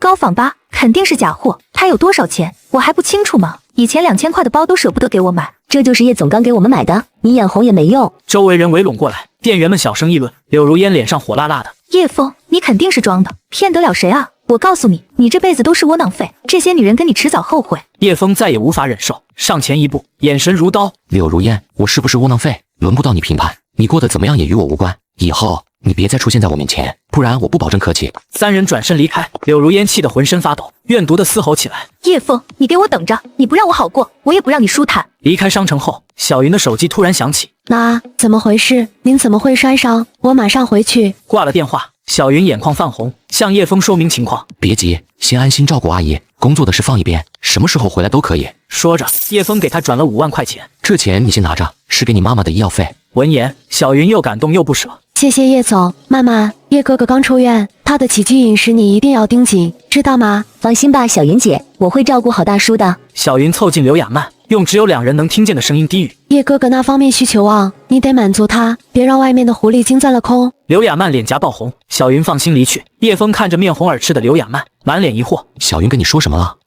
没什么，大叔，我们现在去哪？先去吃饭，下午陪我看套房子。闻言，刘雅曼的心猛地一沉：“你要搬家吗？”单身公寓离公司远，现在有钱了，总得住得好点。大叔要搬走了，是不是觉得我太麻烦，想甩开我了？饭后，两人来到城东高档住宅区博悦府天苑。叶先生，黄总特意交代，给您留了最好的户型。推开门，宽敞的客厅洒满阳光，刘雅曼的眼睛瞬间亮了。喜欢吗？挺好看的。你不是喜欢晒太阳看书吗？这里放张小桌子正合适。我以后也能来吗？不然我买这么大的房子干嘛？就是我们一起住的。闻言，刘雅曼激动无比。好，太好了！原来大叔不是要丢下我啊！叶先生，您要是满意，现在就能签合同，总价3650万，手续我来办。就这套，马上签约。大叔，曼曼，有件事想跟你说，还记得农家乐那次吗？记得，那天多亏了您。那天起我就想，以后一定要保护好你。我知道你年纪小，但我对你不是对妹妹的喜欢。闻言，刘雅曼激动的脸颊通红。我也喜欢大叔，从您第一次帮我的时候就喜欢了。两人情不自禁的吃了一顿海鲜。结束后，叶枫声音温柔：“曼曼，以后我会一直对你好，再也不让你受委屈。”我相信你。次日清晨，叶枫他直奔开发区会展中心。叶先生您好，我是您的专属导购肖小小，您叫我小小就行。肖小姐客气了。展厅里都有哪些品牌？劳斯莱斯、法拉利、宾利这些都有，共18家豪车品牌。您想看跑车、轿车还是 SUV？ 肖小小带着叶枫逛遍展厅，叶枫先后试驾了多款车型，最终将目标锁定在库里南上。这辆车能限提吗？可以的，我马上请示领导。最后，叶枫当场全款支付705万。肖小小激动：“老板大气，请您留个地址，我们随后就把车给您送过去。”这边结束后，叶枫又赶往人才市场，刚租好摊位，瞬间排起长龙。李先生，方便说说为什么从软银辞职，以及这3年空窗期的经历吗？闻言，李向东温和一笑：“我前妻也在软银，离婚后不想见面就辞了，这几年都在旅游。”叶枫愣了愣神，随即爽快点头：“李先生，欢迎加入点金资本。”李向东错愕：“我这就通过了。你的履历很符合要求，不过现在得麻烦你帮我继续招人，这是我选的第1个员工，你通知他明天入职。”李向东接过简历，看到后门吗？大专刚毕业的字样，嘴角微微抽搐。这位叶总做事还真是不拘一格。叶枫刚准备离开，姐姐突然来电，让他心里一紧。姐，怎么了？家里出什么事了吗？叶枫，听说你发达了，就把柳如烟甩了，跟他离婚了，是吗？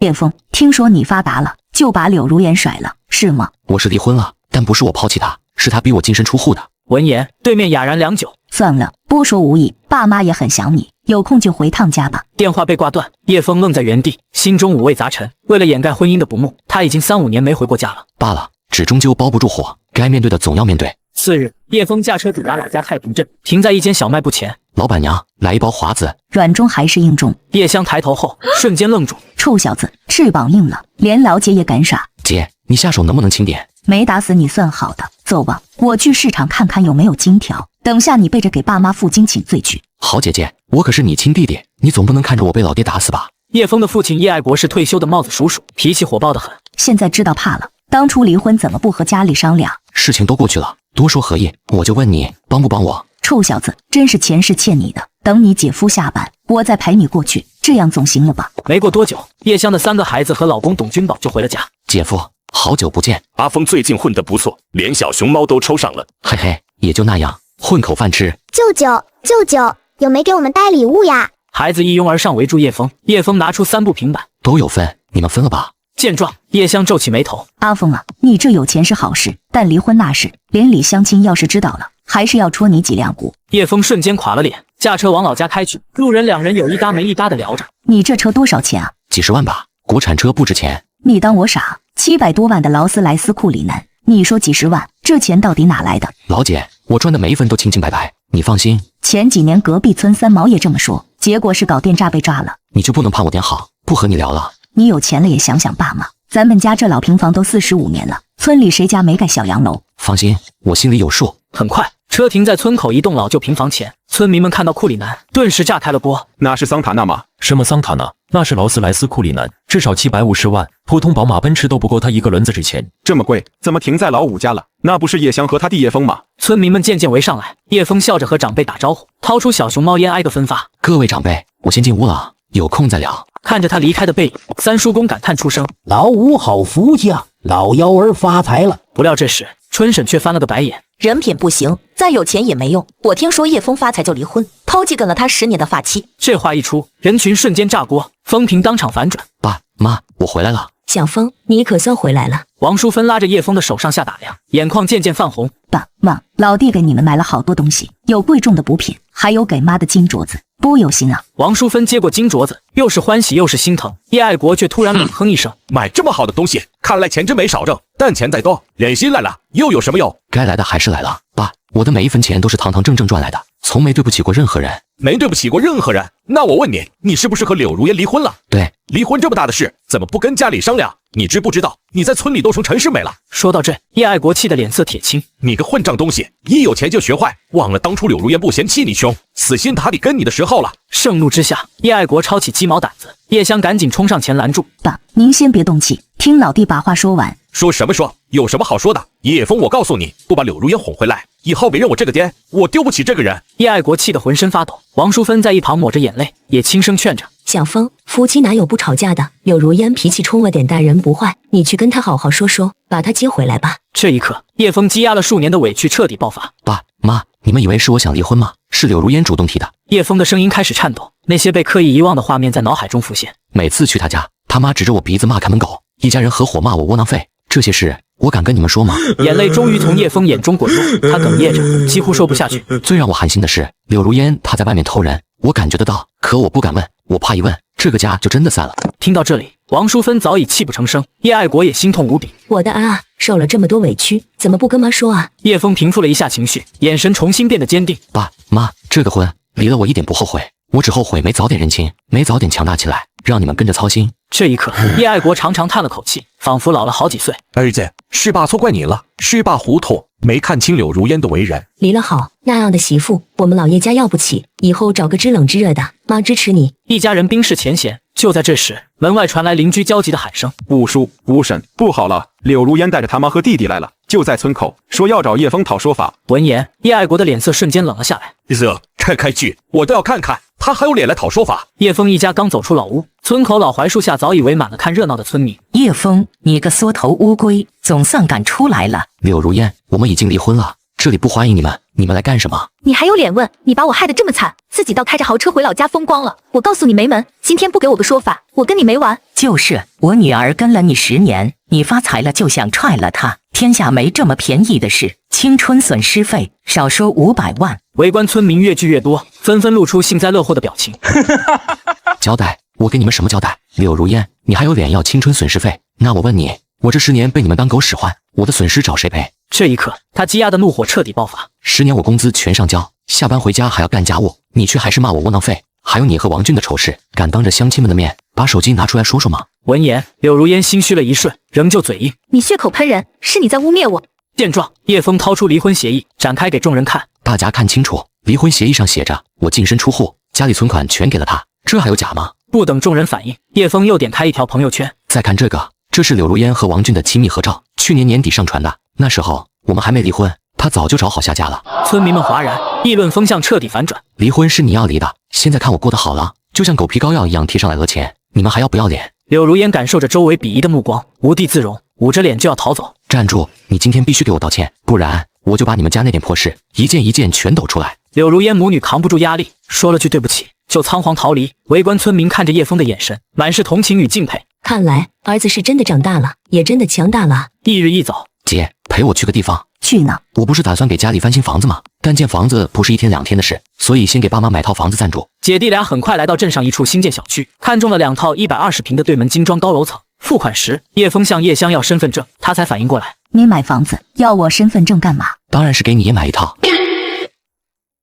不行，姐，咱们姐弟俩没必要分那么清啊。而且我长期不在家，爸妈有个头疼脑热，还不是得靠你和姐夫，一家人别太计较。叶香家里压力不小，叶枫早就想帮衬他，见他沉默良久，只好小心翼翼地开口：“怎么说？话都让你说完了，我还能说什么？弟弟愿意孝敬我，我开心还来不及呢。”放心吧，老姐，咱们家日子只会越来越好。以后你和姐夫要是想做生意，尽管找我。行了，以后的事以后说，赶紧办手续回家，爸妈该等急了。姐弟俩在镇上买了些熟食，随即返程回家。你们跑哪儿去了？家里菜都备齐了，还乱花钱买这个？妈，我爸呢？这会儿咋不见人影？谁知道疯哪儿去了？刚还在这儿呢。你们爷俩一个呀，都不爱着家。话音刚落，叶爱国从院外走进来，脸上带着几分感慨：穷在闹市无人问，富在深山有远亲啊！就出去溜达会儿，5、6个八竿子打不着的亲戚都来打电话。很快，一桌丰盛的饭菜端上了桌。叶枫从口袋里掏出一张银行卡，轻轻放在叶爱国面前：“爸，您找个好日子，把老房子推了建栋小洋楼吧。这里面有多少？500万。”闻言，叶爱国手一抖：“这么多，你是要盖宫殿啊？生意上不用留钱吗？区500万，对我来说就是洒水，您拿着用，不够再跟我说。”爸，老弟现在是大老板，不缺这点钱，您就安心拿着。我算过了，建3、4层小楼加装修也就200-300万，剩下的您和妈留着应急，不用总跟我开口。叶爱国看着银行卡犹豫片刻，终究点了头。王淑芬抹着眼泪，语气满是欣慰：“好，我的儿子总算长大了。对了，爸，建房的活儿可以包给姐夫的工程队，让他也赚点，咱们还省心。”不料这时，叶香急声打断：“千万别！”叶枫诧异：“怎么了？你姐夫就是个装修小工，根本做不了主。上次我家装修找他工程队，没几年墙皮全掉了。他老板不是他表叔吗？就是他表叔我才气，熟人是打不得骂不得，赔都没地方说，纯属花钱买罪受。老弟，建房必须找专业施工队，越不熟越好。”行，听你的。姐，这次建房就由你主持大局吧，我明后天就回去了，忙起来顾不上这边，辛苦你了。吃完饭，叶枫带父母去镇上逛。爸，待会儿掉头左转，去锦绣湾小区。去那儿干嘛？到了就知道。车子停在小区楼下，当叶枫掏出钥匙时，叶爱国夫妇彻底愣住了。你是不是钱多烧的？家里马上建房了，还买商品房浪费钱。钱都付了退不了，您俩安心住，新房没1年半载建不好，难道让我下次回来住酒店啊？二老嘴上埋怨，进门后却被宽敞明亮的房子吸引。儿子，你以后有什么打算？生意上我们帮不上忙，但你年纪不小了，总不能一直单着。随缘吧，强求不来。叶枫刚想转移话题，一阵机械音突然在脑海炸响。下周5，美元兑日元汇率跌破160关口，创历史新高。他猛地转身，语气急切：“爸，我得马上回市里了。”怎么这么急？不多住2天吗？是公司的急事，半分都耽误不得。姐，盖房的事就拜托你了。爸妈，你们多保重，我忙完就回来。你这臭小子，回家跟打仗似的，屁股还没坐热就走。小枫，一个人在外别硬扛啊！路上小心，家里不用电击，常打电话。叶枫心里一暖，却不敢停留，快步离去，同时给黄百涛打去电话。黄老哥，下周日元会有大幅波动，咱们干一票大的。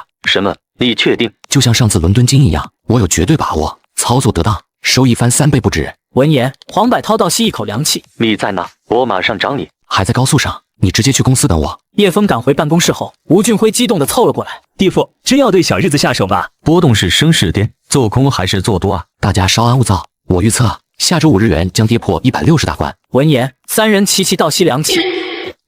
现在才148，近8%的暴跌空间，你的依据是什么？霓虹央行会坐视不管吗？消息来源不能说，但绝对可靠。这不是预测，是即将发生的事实。我们要抢在市场反应前布局，动用基金全部资金。说到这，他看向吴俊辉和黄百韬：“你们要是怕了，我可以把之前的收益先结给你们。”你说什么屁话？我是临阵脱逃的人马，你只拿我打的？黄百韬陷入沉思，想起对方一次次创造的奇迹，最终坚定点头：“好，叶老弟，我跟到底。”就在这时，叶枫脸色骤变，系统音再次响起：“本周超能力即将结束，新能力为万物进度条，可观测一切事物进度状态，对进行中行为施加加速或退减操作，无冷却时间。”震惊之下，叶枫用力攥紧手机，一道透明进度条突然浮现，显示25%。这么神奇？叶枫再次发力，进度飙到110%时，手机竟被他徒手捏爆。我去，峰哥，你吃了过鸡尾哥吗？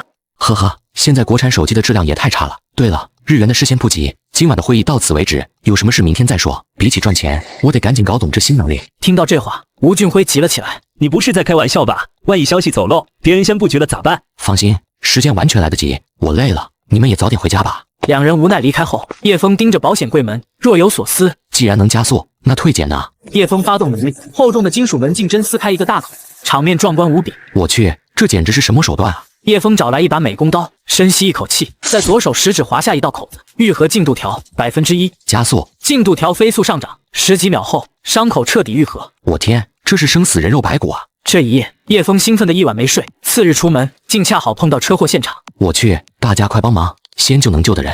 说着，他徒手撕开一处车门，年轻的母亲已无声息，身下的小女孩生命体征仅18%，还在飞速下跌。先生，你是医生吗？求求你救救她！进度条从18%一路跌到5%。完了，来不及等救护车了，必须用超能力。叶枫假装在做心肺复苏，亲腹女童伤口，那濒临归零的进度条奇迹般回升，孩子脸上也恢复了血色。我的天，姐姐，这简直是奇迹啊！看着女童获救，叶枫终于松了一口气，回家倒头就睡。不料次日醒来，竟被新闻推送和爆炸信息淹没。刘亚曼担忧地冲进门来：“大叔，你没事吧？有没有受伤？你救人的热搜都已经爆了，我刚看到视频，都要吓死了。”我没事，别怕，一次意外救人，竟收获如此名望，看来点金手的影响力自此不止于资本圈了。2天后，李向东将一份简洁报告递给叶枫：“老板，3家开曼群岛注册的 SPV 已完成，3层嵌套架构足够隐蔽，离岸账户和5家国际外汇经纪商的高级交易权限，上午全部开通。”很好，杠杆方案呢？这才是以小博大的核心。目前初步拟定20倍杠杆，若日元如您预测跌破160，理论盈利能超5倍。叶枫沉思片刻后，果断拍板：“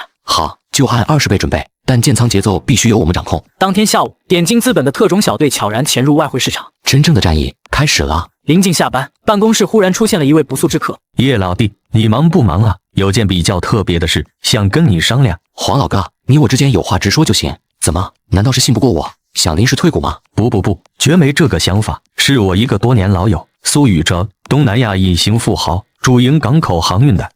你接着说。他就一个独子，2年前车祸后下半身瘫痪，国外顶级专家都断言恢复无望，直到他看到你救小女孩的视频，这才心生希望。所以他想让我去看看吗？我知道这要求离谱，都劝他是病急乱投医，可他认死理，说你能力非凡，不是常人。黄百韬以为他为难，立刻抛出筹码：“老苏说了，要是真能有一丝好转，他愿意把印度南部克里希那港的5年完全使用权无偿转让给你。”克里希那港，那可是印度半岛南端的重要深水港，吞吐量巨大，战略位置关键，是有钱都买不到的战略资源。黄老哥，我懂苏总爱子心切，我确实会点中医推拿，但医学上的是没法保证结果。不过你开口了，于情于理我都该去看看，报酬先不提，等看过病人再说。太好了，叶老弟，我先替苏宇哲谢谢你，我这就安排飞机，咱们明天一早就出发。翌日，叶枫与黄百韬来到苏宇哲的私人庄园。叶先生，这次劳您大驾，苏某感激不尽。苏总言重了，具体情况还需先看看令郎。好，请随我来。苏宇哲引着2人上楼，病床上正躺着一位面容苍白的少年。念晨，黄叔叔来了，这位是叶枫叶先生，爸爸请来帮你看病的医生。苏念琛瞥了叶枫一眼，嘴角扯出一抹嘲讽。他早已对父亲病急乱投医的行为麻木了。苏总，我需要给令郎做个初步检查，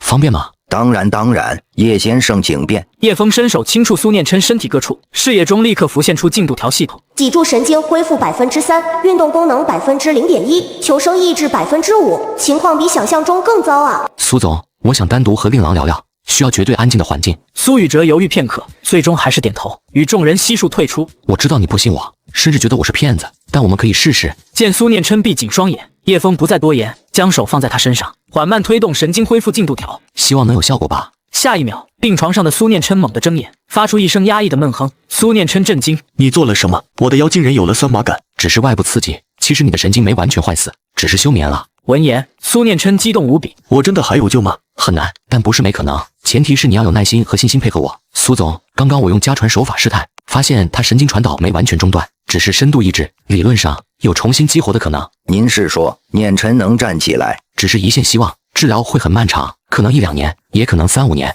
更需要他有强烈的求生意志。这时，苏念琛房间内传来微弱却清晰的声音：“爸，听叶先生的吧，我想试试。”听到这话，苏雨哲红了眼眶：“大恩不言谢，您给了念琛希望，就是苏家的恩人。之前说的克里希那港5年使用权，现在就是您的。”苏总厚爱，我确知不恭，不过我国内有急事，得尽快返程，1周后再来做第2次治疗。明白，一切听您安排。返程飞机上，黄百韬仍难掩震撼：“叶老弟，你真是深藏不露啊！”叶枫淡然一笑，心里也感慨万千。这次李家坡之行收获远超预期，克里希那港这个战略节点可是进军全球的绝佳跳板啊！周四上午9点，倪虹同意将明年军费提升至 GDP 的4%，并接受美方苛刻关税。消息一出，全球哗然。老板，消息确认了，和我们预判的完全一致。接下来，汇率一路飙升，关键关口应声而破。叶总，我们的空单浮盈正在急剧扩大，注意监控大单流向，若有问题，立刻汇报情况。现在大规模资金入场，华尔街巨头全来了，他们单笔交易量是我们的数十倍，手法极凶。听到这话，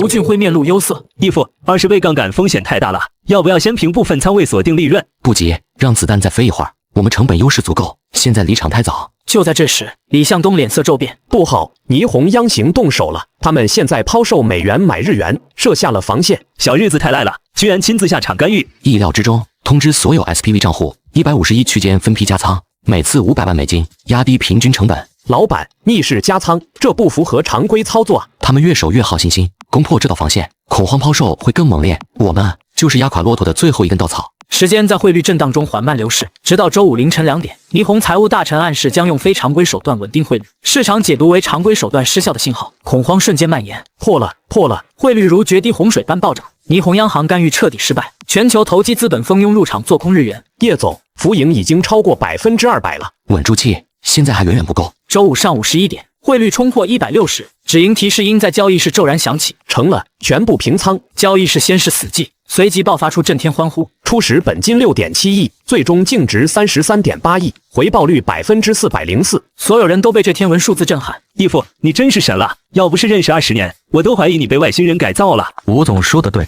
叶老弟，你就是为金融市场而生的天才。之前明珠蒙尘太可惜了，过去的就让它过去。来，共筑点金资本越来越好。此刻，财经圈沸腾，叶枫的微博粉丝更是暴涨。叶老弟，现在外面都叫你东方索罗斯，这称号太带劲了。你现在名扬四海了，电视台都来约专访了，咱们彻底火了。与两人的兴奋不同，叶枫在错愕后迅速冷静。不对劲，这些报道有点太刻意了。华尔街那帮人什么时候这么谦虚了？确实反常，他们本该借大盛量肌肉吸资金，现在却合力推我们上前台，更像默契甩锅。甩什么锅？政治锅。日元暴跌，霓虹民众要泄愤。我们这种没深厚背景的华夏公司是最佳标靶。办公室瞬间安静，众人的笑容都僵在脸上。这帮洋鬼子太阴险了吧？我们凭本事赚钱，凭什么替他们背锅？不止洋鬼子，日方甚至其他势力都有考量，把我们塑造成罪魁祸首，既能平霓虹民愤，又能影响国际氛围，我们成了棋子。听到这话，寒意瞬间席卷全场。叶老弟，那我们怎么办？事已至此，慌也没用，这口锅别人硬要扣，暂时甩不掉。难道就这么认了？当然不，但在有力量掀桌子前，我们得先学会在锅底下生存，甚至借助这口锅。黄百韬最先听懂潜台词，连连点头。我懂了，先接下这波泼天流量，再想办法变现。国内从没出过能收割霓虹财富的股神，你这民族英雄的标签可是块金字招牌啊！从现在起，对外保持低调，不接任何国际采访，对内统一口径，只说我们是遵循市场规律的普通机构，筹备上市2号基金的同时，升级公司安保。明白，我这就去安排。还有，今后不能再吃独食，为了对抗风险，必须引入更有分量的新股东，希望你们理解。义父说了算，我没意见。叶老弟考虑的长远，我同意。东方索罗斯，既然非要给我戴这顶帽子，我总不能辜负。深夜，叶枫正梳理着近期进展，沉寂数日的未来文毫无预兆的炸响。半个月后，特斯拉股价开盘暴跌37%，一周内累计跌幅超66%，市值蒸发超8000亿美元。什么？这不就是送上门的肥肉吗？兴奋过后，叶枫立刻给李向东打去电话，立刻来我办公室，带上特斯拉上市以来数据。明白，老板。不到20分钟，他便带着报告走进办公室。重点说说今年上半年的那次闪崩。核心是特斯拉的光环在褪色，市场早就在质疑业绩能否支撑高估值。其次是竞争加剧，特斯拉的技术先发优势正在被蚕食。叶枫快速翻阅资料，洞察秋豪能力全力运转，将李向东的分析与未来文的预言一一印证。这些问题单独看不足以致命，但 Q3 财报发布时集中爆发，股价腰斩2%，绝非空谈。很好，继续深挖，我要更详尽的做空理由，特别是下季度财报的潜在风险点。随后，叶枫拨通吴俊辉和黄百韬的电话，让他们昭告天下，天宫2号基金招募会提前至本周3下午。周3下午，点金资本大会议室内高朋满座。义父，你看我带的人，崔家叔侄加上泰和集团董事长尤俊杰的公子，都是实打实的硬茬。泰和集团，那不正是我带了10年的物业公司母公司吗？这缘分真是奇妙。李向东介绍完基金架构与投资策略，叶枫缓缓起身，目光扫过全场。相关事项合同上写得很清楚了，基于机会窗口判断，今天必须敲定投资人名单。诸位有问题吗？话音刚落，一位老板率先开口：叶总魄力我们佩服，但500万美金一份，临时提前，我们内部资金审批实在周转不开啊。是啊，叶总，地产行业政策收紧，银行收贷，现金流真顶不住。原计划周5的话，我还能回笼点资金。黄百韬脸色一僵，连忙起身打圆场。各位的难处我懂，但叶总这么急，肯定是抓着了大机遇，机会不等人啊。可他的话没起作用，富豪们纷纷找借口推脱，最终只有8人愿意认购。各位的考量我理解，投资有风险，尊重每一个人的决定，